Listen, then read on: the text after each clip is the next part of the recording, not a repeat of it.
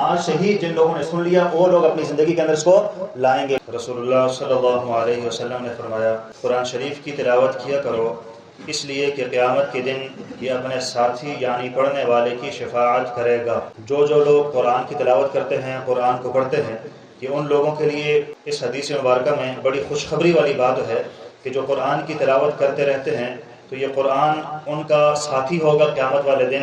یہاں تک کہ فرمایا کہ یہ قرآن ان لوگوں کے لیے شفاعت کرے گا کہ یا اللہ ان لوگوں کی بخشش فرما دے، مغفرت فرما دے کہ یہ قرآن کی تلاوت کیا کرتے تھے، مجھے پڑھا کرتے تھے۔ تو اسی لیے قرآن کی تلاوت کیا کریں کثرت کے ساتھ۔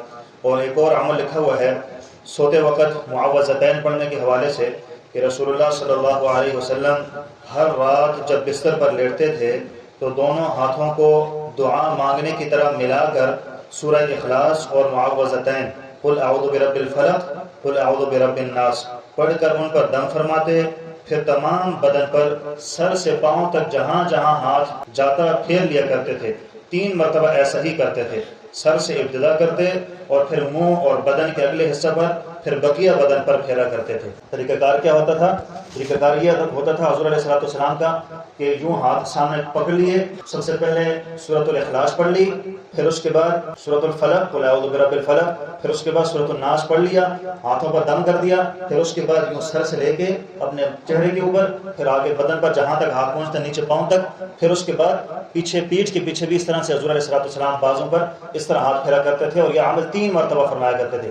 3 مرتبہ پھر دوبارہ یوں ہاتھ پکڑے، پھر اس طرح سے پھیرا، پھر تیسری مرتبہ پڑا، پھر پھونک ماری، ہاتھ کو دم کر دیا اور پھر پورے بدن پر پھیر لیا کرتے تھے۔ یہ حضور علیہ السلام جب رات کو بستر پر لیٹتے تھے سونے سے پہلے ہمارے پیغمبر یہ عمل کیا کرتے تھے۔ تو آپ لوگ اس طرح کر لیا کریں جب بستر پر لیٹیں۔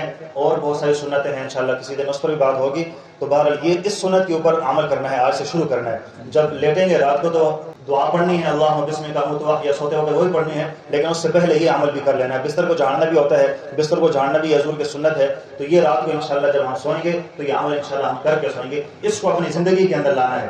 آج سے ہی جن لوگوں نے سن لیا وہ لوگ اپنی زندگی کے اندر اس کو لائیں گے۔ باقی جو آپ کے احباب ہیں، جو قریبی ہیں، جو کمرے والے ہیں، ان کو بھی اس چیز کا بتانا ہے تاکہ وہ بھی یہ عمل آج سے شروع کر لیں۔ اللہ تعالیٰ سے دعا ہے کہ اللہ تبارک و تعالیٰ ہمیں عمل کی توفیق عطا فرما دے۔